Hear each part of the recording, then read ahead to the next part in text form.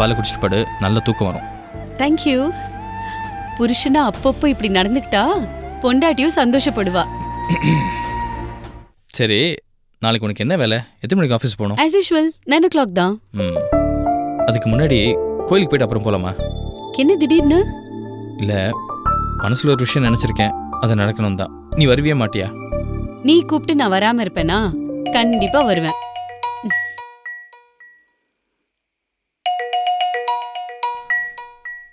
IG sir கூப்பிட்றாரு, அதுவும் இந்த நேரத்தில். ஹலோ. சாரிப்பா, டிஸ்டர்ப் பண்ணிட்டேனா? இல்லை, அதெல்லாம் ஒன்றும் இல்லை சார், சொல்லுங்கள். நாளைக்கு மார்னிங் நீயும் ஸ்னேகாவும் வீட்டுக்கு கொஞ்சம் வந்துட்டு போக முடியுமா? நிச்சயமாக வரேன் சார். ஏதாவது முக்கியமான விஷயமா? முக்கியமான விஷயம்தான்ப்பா, அது நேரில் பேசிக்கலாமே. கண்டிப்பாக வரேன் சார். 9 மணிக்கு ஆஃபீஸ் போனோம், ஒரு 8 o'clock வரலாமா சார்? Okay, good. அப்போ எங்களோட பிரேக்ஃபாஸ்ட் சாப்பிட்டுட்டு அப்படியே ஆஃபீஸ் போயிடலாமே. ஓகே சார், அதுவும் நல்ல ஐடியா தான். நாங்கள் வந்துடுவோம். ஓகேப்பா, ஸ்னேகாவை விசாரிச்சதை சொல்லு. சரியா? Good night. Good night. என்ன அங்கிள் திடீர்னு வர சொல்றாரா? என்ன விஷயமா? காரணத்தை சொல்லலை, ஆனால் ஏதோ பர்சனல் விஷயமா இருக்குன்னு நினைக்கிறேன். என்னன்னு எனக்கு புரிஞ்சிருச்சு. என்ன? பிரதீப் முழுசா குணமாயிட்டான். அதுக்கு முழு காரணம் பிரியாதான். அவங்கள மறுபடியும் ஒன்று சேர்த்து கல்யாணம் பத்தி பேசுறதுக்காக தான் நம்மள கூப்பிடுறாரு. உனக்கு நல்லா தெரியுமா? நேத்து நம்ம முன்னாடி தான் ருத்ரா ஆண்டி இந்த பேச்சு எடுத்தாங்க. அங்கிள் நாசூக்கா அதை அவாய்ட் பண்ணிட்டாரு. அப்புறம் பேசிக்கலாம்னு சொன்னாரு. இப்போ ஒரு பக்கம் பொண்டாட்டி, இன்னொரு பக்கம் மாமியாரும் சாவி கொடுத்துருப்பாங்க. அதான் அதை பத்தி பேசுறதுக்காக தான் நம்மள வர சொல்றாரு. நல்ல விஷயம் தானே, நடக்கட்டுமே. நடக்கட்டுமா? அப்படி ஒரு நினைப்பே உனக்கும் எனக்கும் வேண்டாம். அந்த நினைப்பு தயவு செஞ்சு அழிச்சிரு. நிச்சயம் இது நடக்காது, நடக்கவும் கூடாது. ஏன் நடக்கக்கூடாது? பிரியாவும் பிரதீப்பும் ஒருத்தர் லவ் பண்ணாங்க, மறந்துட்டியா? ஏன் இன்னும் லவ் பண்ணிட்டு இருக்காங்க? இல்லனா அவன் இவ்வளவு சீக்கிரம் குணமா இருப்பானா? மாமாக்கு இந்த கல்யாணத்துல விருப்பம் இல்ல. அவரை பிரதீபை கல்யாணம் பண்ணிட்டு வாழ போறாரு. ப்ளீஸ், நான் சொல்றது கொஞ்சம் கேளு. ஐஜி அங்கிள் டாக்டர் கருணாகரனுக்கு சப்போர்ட் பண்றாரு. இந்த சம்பந்தம் வேண்டான்னு நினைக்கிறதுக்கு இந்த ஒரு காரணம் பத்தாதா? பிரியா பிரதீப்க்கு ஹெல்ப் பண்ணது ஒரு மனிதாபிமான அடிப்படையிலேயே தவிர கல்யாணம் பண்ணிக்கணுங்கிற அந்த எண்ணத்துல கிடையாது. இதெல்லாம் சரியான காரணமா தெரியல ஸ்னேகா. ஒன்னு நல்லா புரிஞ்சுக்கோ. நம்ம இந்த வீட்டுக்குள்ள நமக்குள்ள 1000 விதமா திட்டிக்கலாம், பேசிக்கலாம், ஏன் சண்டை கூட போட்டுக்கலாம். ஆனா நம்மளோட முதல் பந்தம், சொந்தம் எல்லாமே அத்தை மாமா தான். அவங்கள மீறி நமக்கு எதுவுமே கிடையாது. உறவும் ரத்த பந்தமும் எந்த விதத்திலையும் அறந்து போயிடக்கூடாது, அடிச்சுக்கிட்டும் சாகக்கூடாது. இருக்கிற உறவை அறுத்துக்கிட்டு புது உறவை ஏற்படுத்திக்கிறதுல எந்த பிரயோஜனமே இல்ல. எனக்கு இந்த கல்யாணத்துல விருப்பமே இல்ல. பிரியாவுக்கு வேற ஒரு நல்ல இடத்துல ஒரு நல்ல மாப்பிள்ளையா பாப்போம். ஐஜி சார் ஃபேமிலியோட ஒரு நல்ல இடம் பிரியாவுக்கு அமையவே அமையாது, அது உனக்கும் நல்லா தெரியும். இன்னொரு விஷயம், அப்பாவுக்கு சொன்னதான் நான் உனக்கும் சொல்றேன், நம்ம விருப்பம் 2வது பட்சம் தான். இதுல பிரியா விருப்பம் என்னவோ அதான் முக்கியம். சரி விடு. நாளைக்கு ஐஜி அங்கிள் எதை பத்தி பேச போறாருன்னே தெரியாம இப்ப நம்ம ஆர்கியூ பண்ணி ஒரு பிரயோஜனமும் இல்லல்ல. கரெக்ட். நாளைக்கு என்ன பேசுறாங்க பார்த்து அதுக்கப்புறம் முடிவு பண்ணுவோம். நீ பால் சாப்பிட்டு படு. Good night. Good night.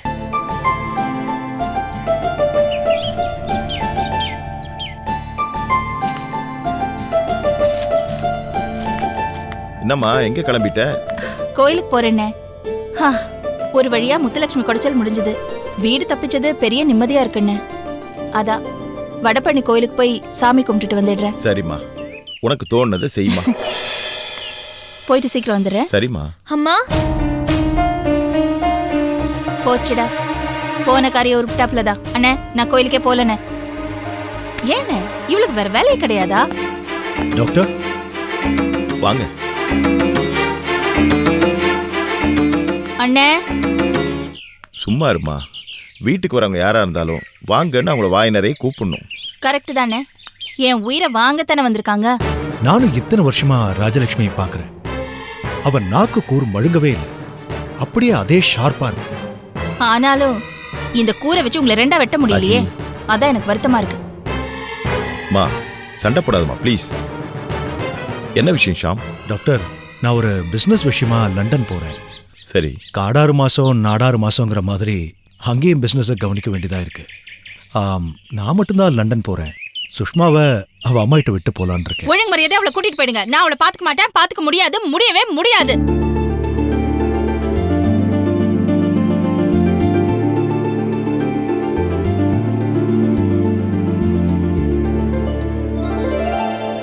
என்ன?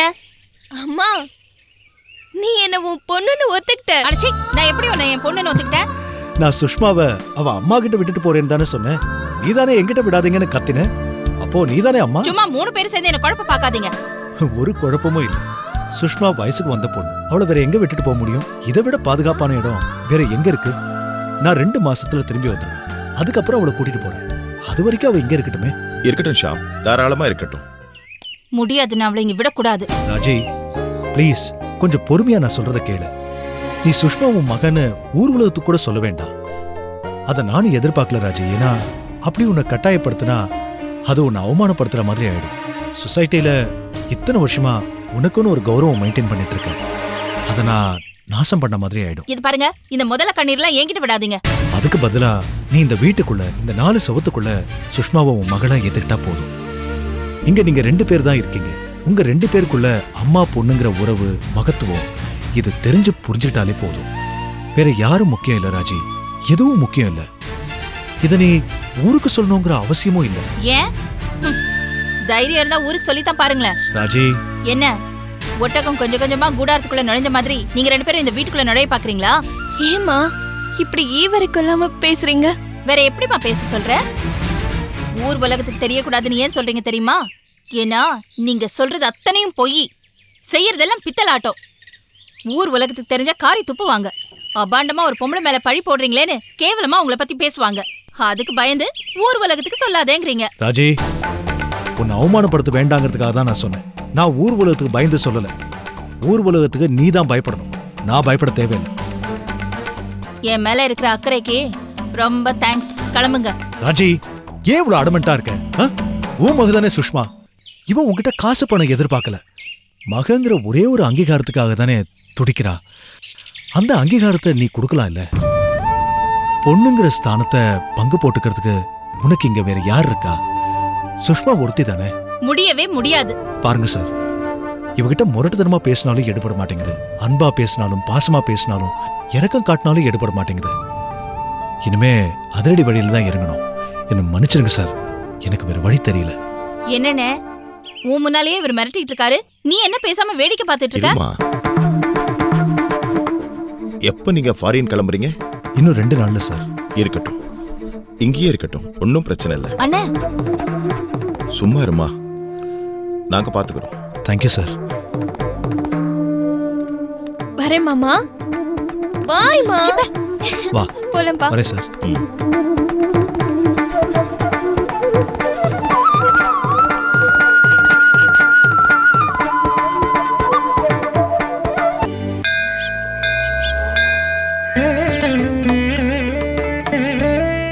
நம்ம இப்படி சந்தோஷமா கோயிலுக்கு வந்து எவ்வளவு நாள் ஆச்சுல்ல? சுவாமி நமஸ்காரம், வாங்கோ. யார் பேருக்கு அர்ச்சனை? துவாரகேஷ், மேஷராசி. இல்ல பேரு கருணாகரன் நாமதேய சுவாதி நட்சத்திரம், சுவாதி நட்சத்திராணாம் துலா ராசியாம் ஜாதஸ்ய.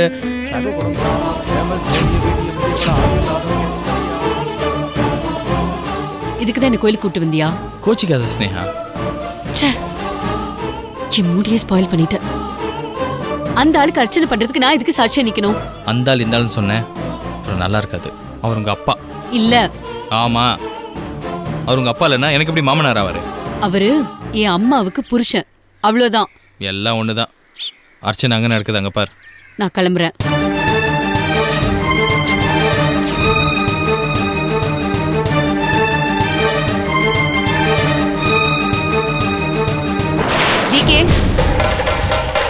மாமாவோட நின்று பூஜை பண்றதுனால என்ன பெருசா கெட்டுற போகுது?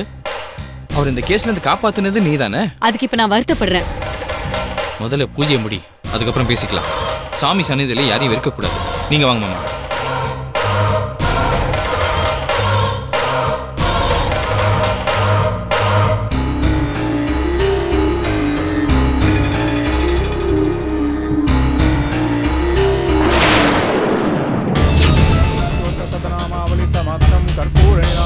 समर्पयामि सदमानं भवति सदायुः सदेन्द्रियायुक्षेवेन्द्रिये प्रतिष्ठति धान्यं धनं वसुं भगवत्रलाभं शतसंवत्सरं दीर्घमायुः.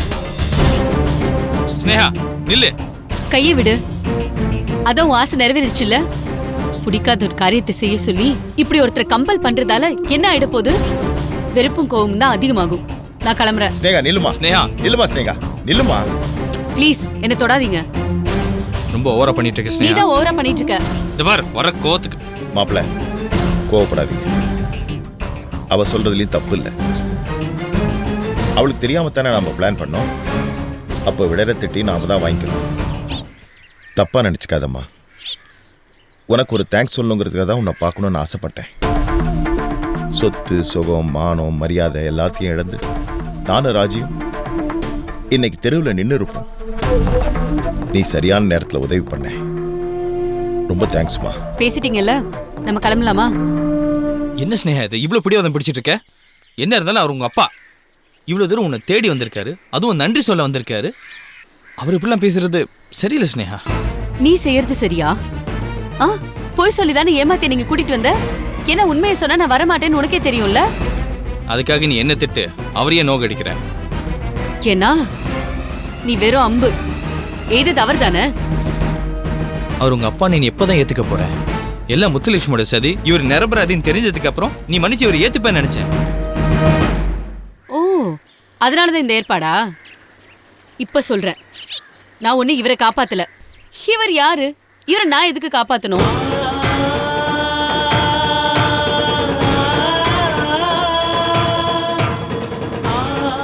இவர் வீட்ல இருந்தா என்ன, நடு ரோட்ல இருந்தா எனக்கு என்ன?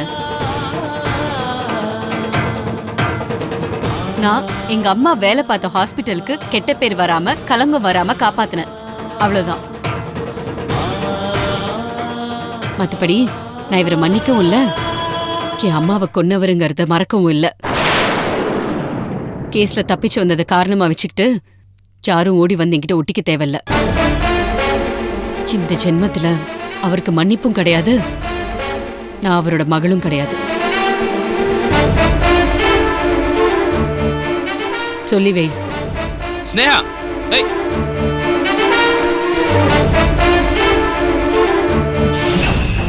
மன்னிச்சிடுங்க மாமா.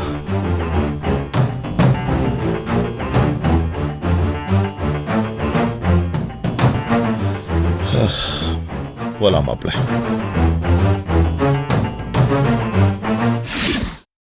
இந்த வீடு, இந்த பூஜை ரூம் எல்லாமே என் கையை விட்டு போயிருக்கோம். ஏதோ உங்களோட புண்ணியம், நாங்க செஞ்ச புண்ணியம் எங்க மான மரியாதை பொழைச்சது. ஒரு நாள் நான் வந்து உங்களுக்கு பாலாபிஷேகம் பண்றேன்.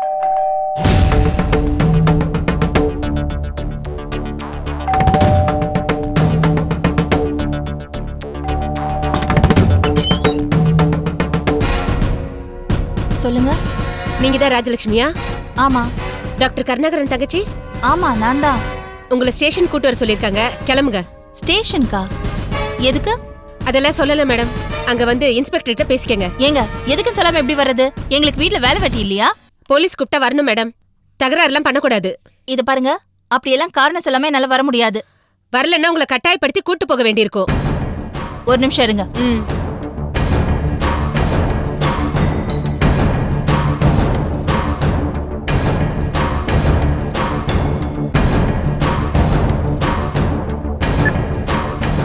இவரை பாருங்க.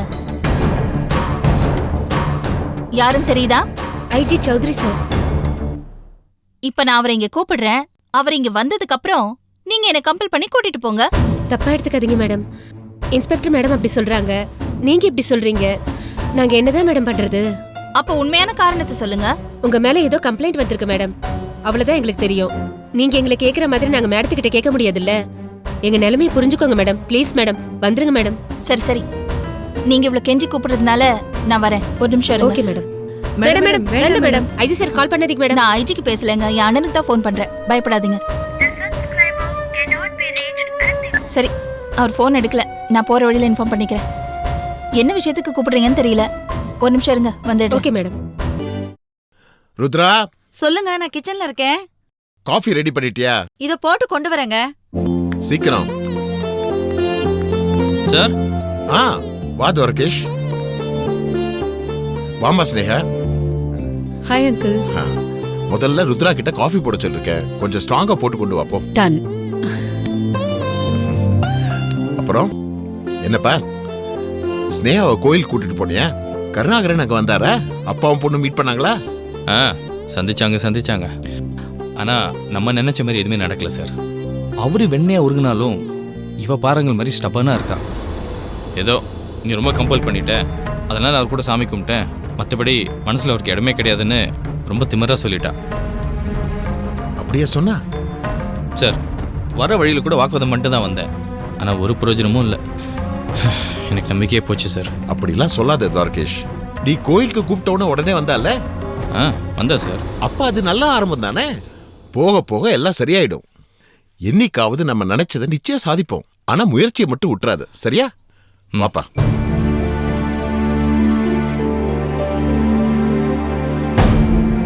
அப்புறம் துவாரகேஷ், வேலையெல்லாம் எப்படி போயிட்டு இருக்கு? ஆ நல்லா போயிட்டு இருக்கு சார். மாமாவும் ஜாயின் பண்ணிட்டார்ல.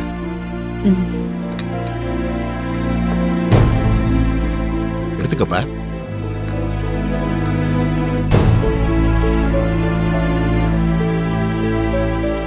என்னங்க?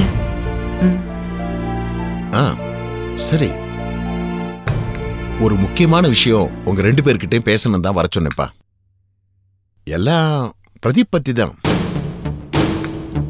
அவன் சுயநினைவு இழந்து சஞ்சய்ங்கிற பேர்ல கிறுக்குத்தனமா இருந்து இப்ப குணமாயிட்டான். அவனுக்கு ஒரு வேலை கூட பார்த்து வச்சிட்டேன். என்ன அடுத்ததா எனக்கும் ருத்ராவுக்கும் அவனுக்கு கல்யாணம் பண்ணி வைக்கணும்னு ஆசை. பண்ணிடுங்க சார். அதுக்காக தான் உங்க 2 பேர்கிட்டயும் பேசிட்டு இருக்கேன். இப்ப பிரியா பிரதீப்க்கு மனைவியா வந்தா நல்லா இருக்கும்னு எங்க குடும்பத்தோட விருப்பம். சூழ்நிலை காரணமா இத்தனை நாள் நான் அதை பத்தி பேசல. அது மட்டும் இல்லாம என் பையன் மேல எனக்கு சில சந்தேகங்கள் இருந்தது. நானும் அவனை வாட்ச் பண்ணேன். அவன் பழைய பிரதீப்பா இல்லப்பா, மாறிட்டான். அதனாலதான் எனக்கே அந்த நம்பிக்கை வந்தது. நீங்க என்ன சொல்றீங்க? இல்லை, நீங்கள் திடீர்னு கேட்டோன்னே எனக்கு கொஞ்சம் ஷாக்காக தான் இருக்குது. நான் இதை எதிர்பார்க்கவே இல்லை. நான் இதை எதிர்பார்த்தேன். எனக்கு இந்த கல்யாணத்துல விருப்பம் இல்லை.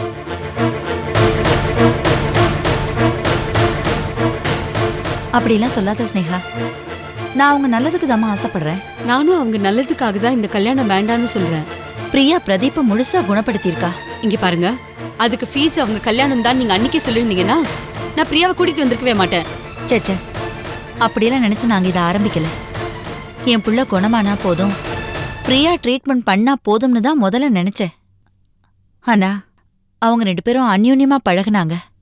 என் புள்ள மனசுல பிரியா மேல பாசம் இல்லைன்னா அவன் இவ்வளவு சீக்கிரம் குணமா இருக்கவே மாட்டான். அவனே பிரியாவை கட்டிக்க ஆசைன்னு என்கிட்ட வாய் விட்டு கேட்டான். அது ஒரு விதத்துல புத்திசாலித்தனமான முடிவுதான். அதனாலதான் நானே இதுக்கு சம்மதிச்சேன். எனக்கும் இது நல்ல யோசனை தான் தோணுது. ஆனா ஸ்னேகா ஒத்துக்க மாட்டேங்கிறாளேப்பா. ஏன் ஸ்னேகா? இந்த கல்யாணம் வேண்டாம், இது ஒத்து வராது. இதுக்கு மாமா ஒத்துக்க மாட்டாரு. அப்பா என்னைக்கு தான் ஒத்துக்கிட்டாரு? அவர் மறுத்த எல்லா காரியமும் நல்லபடியா தான் முடிஞ்சிருக்கு.